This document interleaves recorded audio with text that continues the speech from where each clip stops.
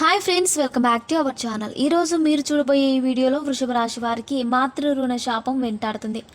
ఈ శాపం కారణంగా ఈ రాశి వారి జీవితంలో ఎలాంటి మార్పులు వస్తాయి, అలాగే ఈ రాశి వారు ఈ శాపం నుంచి బయటపడడానికి ఎలాంటి పరిహారాలను పాటించాలి అనే విషయాలను ఇప్పుడు తెలుసుకుందాం. వృషభ రాశి జ్యోతిష చక్రంలో 2వ రాశి. ఈ రాశి యొక్క అధిపతి శుక్రుడు.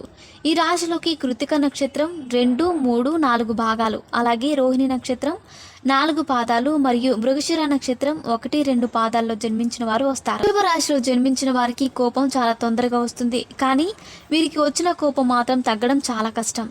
అలాగే ఈ రాశిలో జన్మించిన వారు ఎంతో సంతోషంగా జీవిస్తారు. అలాగే వీరికి సహనం కూడా ఎక్కువగా ఉంటుంది.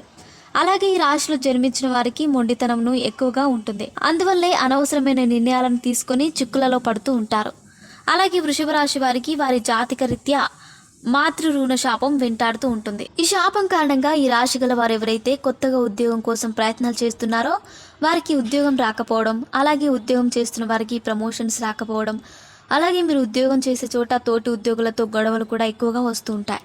అలాగే ఈ రాశి వారు ఏదైనా వ్యాపారాన్ని ప్రారంభించాలనుకుంటే ఆ వ్యాపారానికి కావలసిన డబ్బులు సమయానికి అందకపోవడం, అలాగే మీరు చేస్తున్న వ్యాపారంలో నష్టాలు రావడం ఇలాంటివి జరుగుతాయి. అంతేకాకుండా మీ జీవితంలో అనేక సమస్యలు, అలాగే మీకు ఆరోగ్య సమస్యలు కూడా వస్తాయి. అలాగే వృషభ రాశి వారి జాతకంలో మాతృ రుణ దోషం తొలగిపోవడానికి ఈ రాశి వారు మీ అమ్మగారి ఆశీర్వాదాలు ప్రతిరోజు తీసుకోవాలి.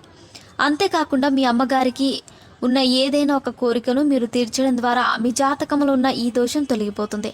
అలాగే ఈ రాశి వారికి ఎవరికైతే తల్లి లేదు, వారికి తల్లితో సమానమైన వారి ఆశీర్వాదం తీసుకొని వారికి ఇష్టమైన కోరికలను తీర్చడం ద్వారా మీ జాతకంలో ఉన్న ఈ దోషం తప్పనిసరిగా తొలగిపోతుంది.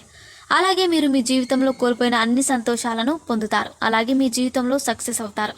అంతేకాకుండా మీ జీవితంలో ఉన్న సమస్యలన్నీ పరిష్కారం అవుతాయి. అలాగే వృషభ రాశి వారు ప్రతిరోజు మీ అమ్మగారి నుంచి ఆశీర్వాదం తీసుకోవడం వల్ల మీకు ఉన్న దోషం తొలగిపోవడంతో పాటుగా మీరు జీవితంలో మంచి విజయాలను సాధించగలుగుతారు. అలాగే ఈ రాశి వారు అనాథాశ్రమంలో ఉండే పెద్దవాళ్లకు మీకు తోచినంతలో సహాయం చేయడం వల్ల మీ జాతకంలో ఉన్న ఈ దోషం తొలగిపోతుంది. అలాగే మీరు ఎప్పుడు సుఖ సంతోషాలతో ఉంటారు. సో ఫ్రెండ్స్, చూసారుగా, ఇలాంటి మరిన్ని విషయాలను మీరు తెలుసుకోవాలనుకుంటే వెంటనే మా ఛానల్ని సబ్స్క్రైబ్ చేసుకోండి.